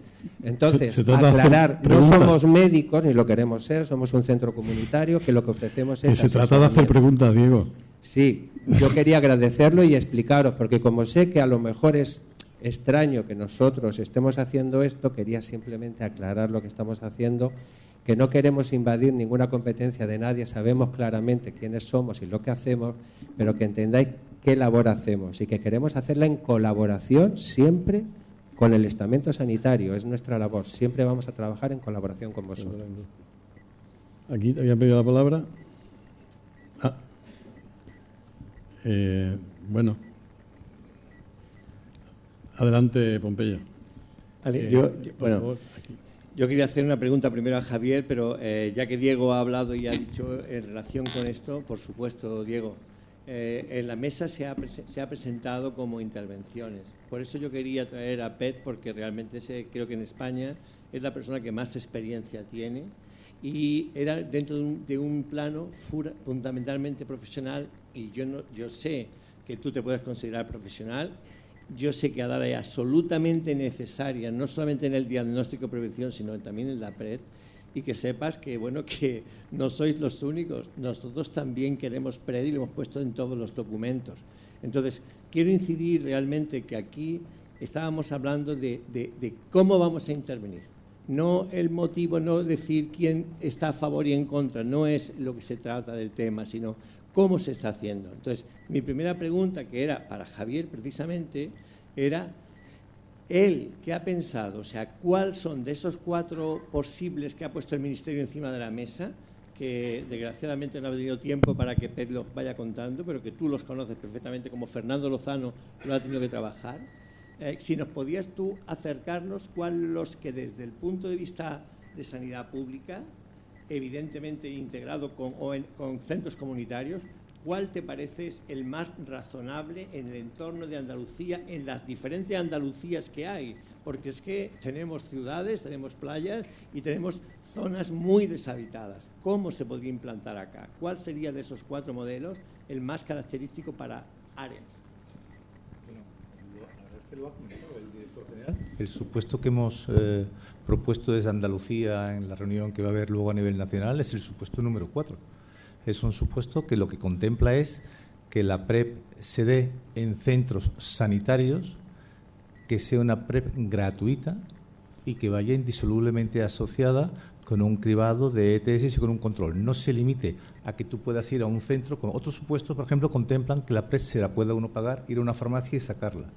No es ese el supuesto que hemos pensado que es el mejor para Andalucía. Hemos pensado que debe haber una equidad, que debe haber universalidad y, sobre todo, que la PrEP esté asociada a centros donde se dé de una manera gratuita y esté íntimamente ligada a un cribado que nos permita detectar tanto si el VIH vuelve como control de ITS. Esa es la estrategia que nos parece más razonable. Me consta que Cataluña es también la que se ha propuesto.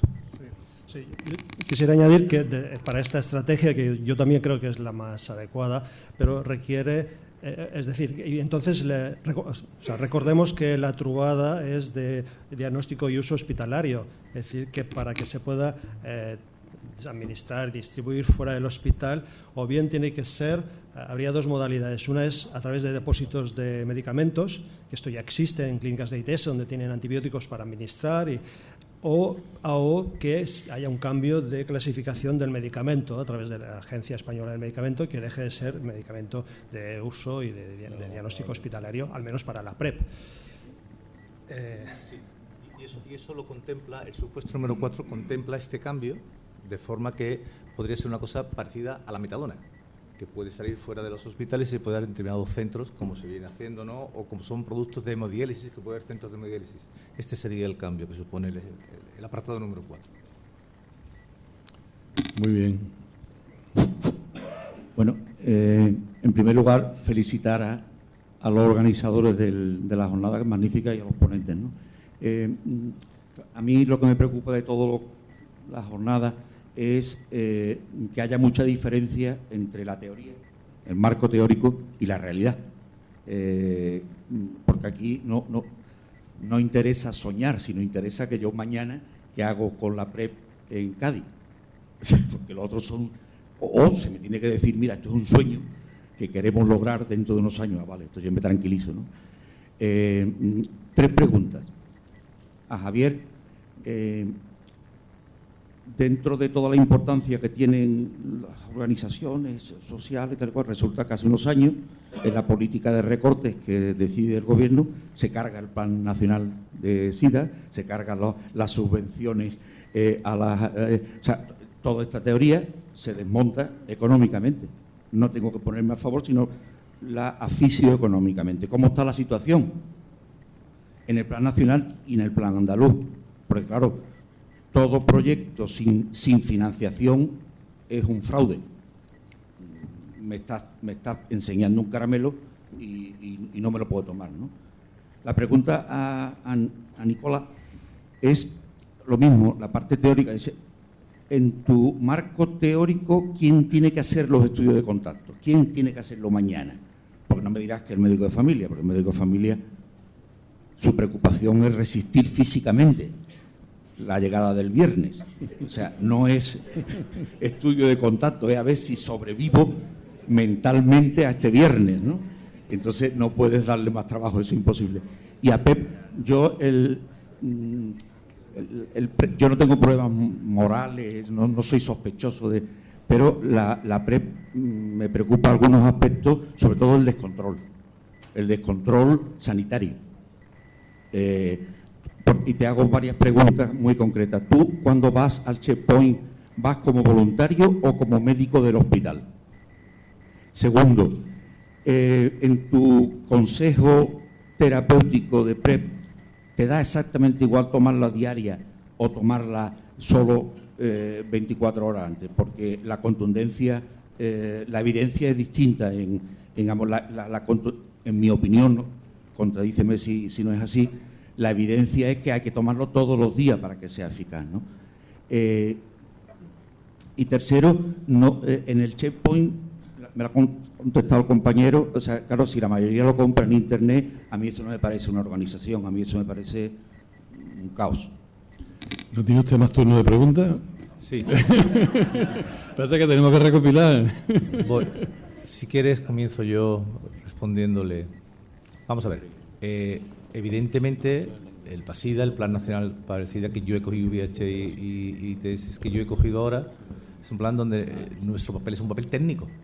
Nosotros no somos políticos. Yo estoy ahí porque como técnico me han elegido para ese puesto.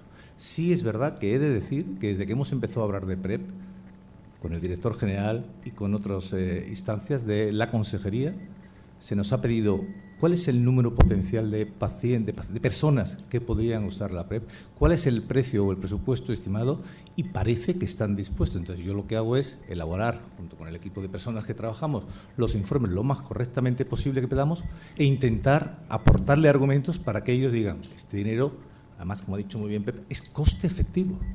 Y la verdad es que hasta ahora he de decir, sin ánimo de virar para ningún partido político, que nos lo han pedido y nos lo siguen pidiendo. O sea, estamos ahora intentando, una vez que esté claro el marco nacional, hacer el diseño como se implantaría en Andalucía, que para eso contaremos con más gente y demás. Pero este es un poco lo que te puedo contar, porque ojalá tuviera yo el dinero para decidirlo. Pues con respecto al estudio de contacto, el listado, por ejemplo, de la pareja sexual que tiene que hacer cualquier médico que realice el diagnóstico, porque es su competencia. Porque al igual que se diagnostica, también tiene que tener, y se trata a la persona, también se tiene que recoger el listado de contacto. Otra cosa es que las tareas de supervisar la localización de los contactos ya recaiga en otra categoría profesionales, como pueden ser la enfermera de enlace, pueden ser los servicios de epidemiología, pero la identificación de las parejas sexuales es competencia del médico, de todo médico que diagnostica. ¿Y tercera por tres? Primera, voy como médico de hospital, aunque realmente estoy contratado por Irsicasia, por una fundación, ¿no? Pero sí, no voy como voluntario. Respecto a los estudios a la prepa a demanda, sí, hay un estudio potente, el Hipergay, donde demostraba que en hombres que tienen sexo con hombres la eficacia era la misma que la a diaria. Y además ahora, muy recientemente, han publicado resultados los holandeses del estudio de implementación que se desarrolló en Ámsterdam y demuestran que también porque allí podían elegir, podían tomarla continuada o a diaria y la intermitente o la demanda también, incluso de hecho no hubo ninguna infección en el grupo que la tomaba a demanda y hubo 2 infecciones en el que la tomaban a diario. Respecto al descontrol, recordar las diapositivas que ha puesto Javier sobre ITS. ¿Cuándo empieza el incremento de ITS? ¿Qué año empieza? ¿Recordáis? No había la PrEP, no existía la PrEP. O sea, no podemos atribuir este incremento a la PrEP porque la PrEP no existía. Y 2, la PrEP es una oportunidad de oro para que las personas con mayor riesgo de ITS tengan un contacto con los servicios de salud o comunitarios donde se pueden realizar cribajes de ITS, donde se puedan tratar y con esto vamos a contribuir a cortar la cadena de transmisión. Muy bien. Sí, allí. Buenas tardes. Yo tengo 2 preguntas, una para el doctor de la Torre y otra para Pep. Doctor de la Torre, usted ha comentado, soy R1 interna aquí en este hospital y ha comentado lo del tema de hacer una serología en urgencias. Entonces, desde el sistema de formación MIR siempre nos han enseñado que tenemos que ser eficientes porque tenemos recursos limitados. Mi pregunta es, ¿no creería usted que es mejor que se insistiera desde la atención primaria en realizar un cribaje a los pacientes que el médico de atención primaria considere oportuno y, por otro lado, concienciar con educación sanitaria a los colectivos más vulnerables y concienciar de que deben hacerse una serología cada X tiempo? Te contesto, todo. Hay que actuar en primaria, hay que hacer cribado en primaria, hay que hacer educación sanitaria, pero creo que no podemos perder la oportunidad de personas que vienen a urgencias, que a lo mejor es el único contacto que tienen, porque hay gente que no va nunca a su médico de atención primaria. Tú no puedes tener un Foster en urgencias o una ITS y no pedirle un VIH. Puedes hacerlo de otra manera, puedes decirle, cuando esté esto, vaya a su médico de cabecera, pero puedes perder al paciente. Puede que no te vaya al médico de cabecera o puede que esté de paso. 1000 cosas. Yo creo que hay casos y determinadas situaciones que no debemos de perder la oportunidad en urgencia de pedirlo. Ojalá nos tiren de las orejas desde la administración porque estamos pidiendo mucho VIH en urgencia. Ojalá. Creo que tendremos que hacerlo. Y parece que es coste efectivo, ¿no? Es coste efectivo. Claramente, ¿no? Siempre. Incluso el cribado poblacional en población sexualmente activa, hacérselo a todo el mundo que esté dispuesto, puede ser coste efectivo, ¿no? Entre el coste de la prueba y el beneficio de adelantar el diagnóstico es enorme. Y la pregunta a Pep era, en el checkpoint de Barcelona, no sé si solamente utilizáis Truvada como PrEP o habéis, porque imagino que en los controles hacéis controles de función renal y densidad ósea.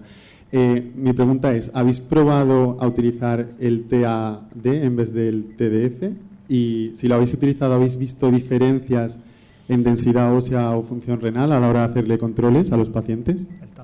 ¿Te refieres al TAF? Sí. O sea, sí, bueno, sí, en el ensayo clínico del Discover, lo que hacemos es comparar, es un doble ciego, se abre el 9 de julio concretamente, o sea, no sabemos si toman Truvada o el Descovy todavía. Y hay estudios, se presentaron estudios, pero son similares a los estudios que se han hecho con personas con VIH en tratamiento. O sea, efectivamente, no hay una disminución de densidad mineral ósea con el TAF, ni tampoco una posible afectación renal. O sea, es más seguro para riñón y para hueso, ¿no? No hacemos densitometría de rutina, no hacemos, porque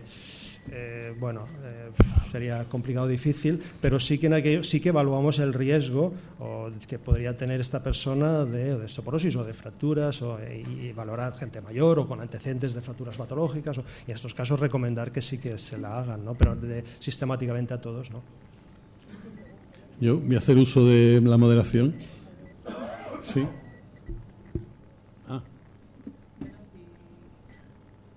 ¿Hago la pregunta? Sí, adelante. Vale. Bueno, yo soy enfermera del ITS de aquí de Sevilla. Nosotros estamos, sorprendidísimos por el repunte bestial de todas las demás ITS.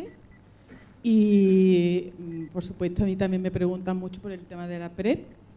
El control de hígado y de riñón, quisiera saber si se sabe hasta qué punto puede estar afectando, con cuánta dosis, cuánto tiempo, si todos los días, si solamente 12 horas antes de la relación sexual. Y después también con el tema de la resistencia, pues eso, que como está habiendo tantísimo repunte, pues quisiera eso porque me ha parecido un poco que el doctor de la Torre decía que con el tema de la PrEP estaba habiendo un repunte de las otras. No sé, me había parecido eso, y que es beneficioso, pero después por otro lado veo la controversia de que las otras ITS pues pueden un poco descontrolarse.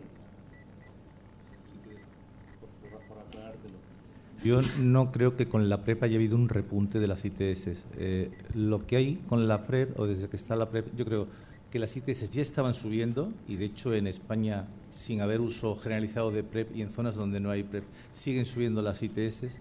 Y lo que sí es verdad es que con la PrEP, en los sitios donde se ha implementado, se hace más cribado, con lo cual se diagnostican más. Esto es lo que me parece importante. Y respondiéndote a los efectos secundarios, toxicidad del Truvada, yo creo que Petro va a responder mejor.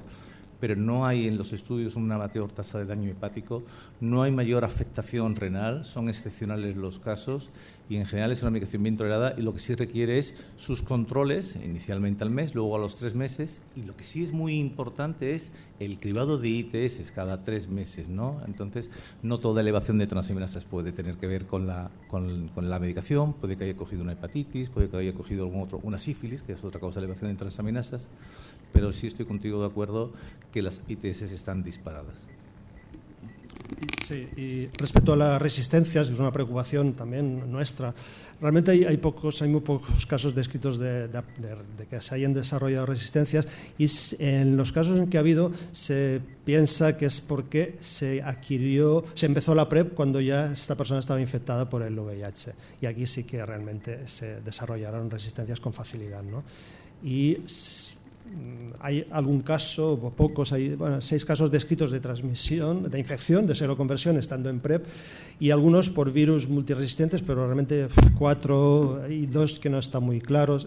Pero si sabemos que se estima que hay más de o alrededor de 500.000 personas en el mundo actualmente haciendo PrEP, la mayoría en Estados Unidos y en África, en Europa la minoría. Entonces, bueno, el 100% no existe, ¿no? Pero que es quiero reforzar el mensaje de seguridad, ¿no? Seguridad sí se hace de forma correcta, con seguimiento y con una buena adherencia. Incluso los controles de función renal, para 3 meses nos estamos cuestionando por qué cada 3 meses. Si los pacientes con VIH les hacemos controles cada 6 meses, que tienen mayor riesgo, mayor comorbilidades, y podríamos hacerlas perfectamente también en personas que están haciendo la PrEP cada 6 meses o incluso una vez al año, ¿no? Una vez descartado una que no tuviera eso, una insuficiencia renal que pudiera contraindicar, ¿no? Y habiendo hecho un control al mes o a los 3 meses para estar seguro de que el tenofovir no le va a afectar. Pero que igual estamos siendo hipercautos con la PrEP, ¿no? Más que con los pacientes, con las personas con VIH, ¿no? Bueno, solamente quería hacer un apunte con respecto al micoplasma que nos ha nombrado. Y está brutal. También. Yo quería plantearos una cuestión.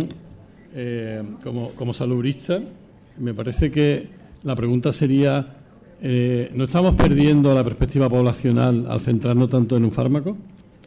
¿No? O en un tratamiento farmacológico, quiero decir. Hemos vivido un cambio de patrón de conductas sexuales, donde hay estudios que claramente marcan una población de riesgo que está asociada al chemsex, está asociada a prácticas de muy alto riesgo, múltiples parejas, etcétera, etcétera, etcétera, que también están asociadas a su vez a un tipo de conductas, adicciones, problemas de salud mental, problemas de muchos otros tipos, que parece que la PrEP lo va a solucionar todo eso, pero en realidad a lo mejor nos hace olvidar que debajo de todo eso hay otro tipo de problemas poblacionales y de salud, que le damos la pastilla y ya nos olvidamos de lo que siempre hemos llamado la prevención primaria. Sí, indudablemente tienes toda la razón. La PrEP es una medida, es una buena medida, pero no es la única medida, ni hay que basarlo todo en la PrEP, y además que la PrEP solo sirve para el VIH, no afecta para nada a las ITS.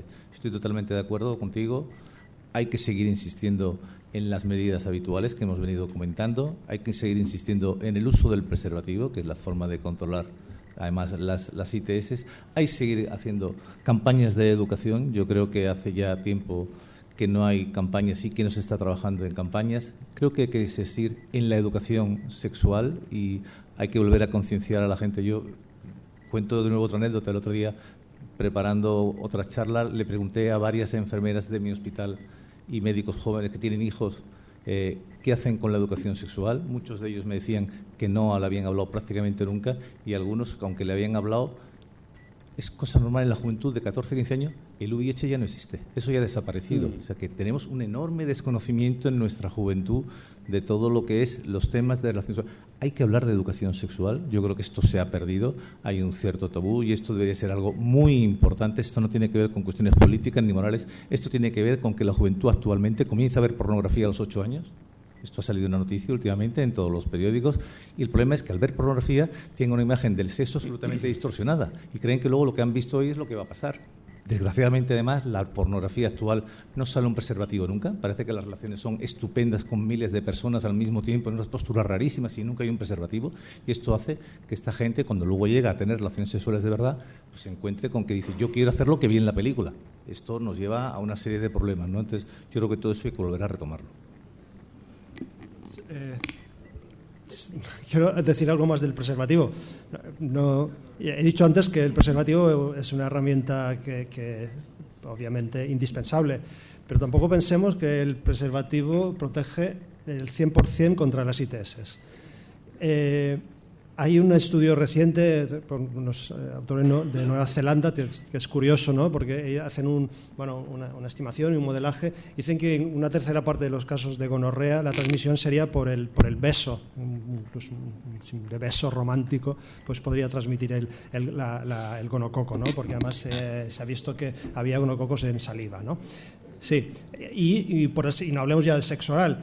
Y, por supuesto, seamos realistas, pensar que se va a utilizar el preservativo para sexo oral es poco realista. Entonces, tampoco no me veáis aquí como que vengo a desmontar o que estoy en contra del uso del preservativo, no por nada del mundo, pero que sepamos también sus limitaciones a la hora de prevenir ITS. ¿Una última pregunta? Bueno, yo quería hacer una puntualización y una pregunta. La puntualización referente a Nicola es que en Andalucía, aquí mi prima también ha sacado clúster y se han encontrado serotipos que no habíamos visto y que se estaban agrupando y con posibles modificaciones. En Sevilla también tenemos analizado y yo creo que son herramientas que son fáciles de usar porque es que las tenemos. Y son importantes para la intervención, lo que tú dices, buscar dónde se está produciendo para tener esa herramienta y buscar esa población. Y la pregunta que te quería hacer a PET es que evidentemente la PrEP aparece en un momento, pero llevamos los médicos que nos dedicamos a esto mucho tiempo antes de la PrEP, diciéndole a las personas, mira tío, ten relaciones, follandillo si quieres tener niños, porque no te va a infectar. Estábamos todos tan convencidos de la utilidad y de la no transmisibilidad, que antes de que hiciéramos el ensayo grande, el europeo, que ha dicho que no, realmente estábamos convencidos y lo transmitíamos. Y yo tengo mi consulta llena de fotos de niños que han nacido follandillo. ¿Qué pasa? Pues que evidentemente a más follandillo, más ITS, si es que no tiene otra vuelta, no es otra cosa. Entonces, el sexo seguro, evidentemente tú has dicho, sexo seguro no quiere decir no sea transmisible el VIH, pero ¿qué ocurre? Que tú no nos has contado realmente qué es lo que está pasando con tu PrEP. Con tu PrEP debes de tener mayor número de casos de ETS. ¿Y eso qué implica? Eso implica que si tenemos que implantar, y lo vamos a implantar y estamos deseándolo, es que hay que hacer test moleculares para detectar ETS. No se puede implantar un centro de ETS en Roquetas y dar PrEP, da pastilla, si no tienes test moleculares y haces un screening de esas ETS. Tengamos la cosa mucho más seria, porque evidentemente vamos a diagnosticar más porque se están produciendo, pero posiblemente al tratarlas y disminuir en la población esas ETS será la única forma de disminuirlo. En vuestro caso, la pregunta, ¿cuántas ETS estáis viendo en esos 900? Porque nosotros empezamos con aproximadamente 14% de nuestros pacientes al 20 inicialmente tienen una ETS. Al cabo de 5 años, los VIH que seguimos, el 70% han pasado ya por ITS. O sea, sí, esto es una realidad. No podemos obviarla. Sí, esperaba esta pregunta porque vamos a los datos. Hace el 2017 hicimos un estudio de prevalencia de clamidia gonococo en 3 localizaciones, rectal, faríngea y en orina, y la prevalencia era de un 21,5%. Ahora hemos mirado datos de este último año, de 2018, con gente ya en PrEP, y la prevalencia es de 20,5%. Son datos preliminares, pero no hemos visto, no se han disparado las ITS. Y no he puesto la diapositiva, pero en el estudio Discover sí que se presentaron datos sobre ITS. El diagnóstico de ITS era altísimo, una incidencia de 140 ITS por 100 personas año, una incidencia altísima. Pero incluso en las últimas semanas se veía una tendencia a la baja de las ITS en los participantes del estudio que estaban haciendo PrEP, que todos sabían que hacían PrEP, es decir, no era con placebo, ni como sabéis, ¿no? Es decir que, bueno, y otros estudios que demuestran que hay un aumento de ITS en personas que hacen PrEP, pero no un incremento exponencial en muchos casos y en otros casos ni siquiera un incremento. Y me olvidé decir una cosa antes, volviendo al preservativo, pero ya para acabar de hablar del preservativo, nosotros repartimos unos 100.000 preservativos al año en MCN Checkpoint, por si acaso. Muy bien, pues lo dejamos aquí. Muchas gracias por la atención. Pasamos a la siguiente.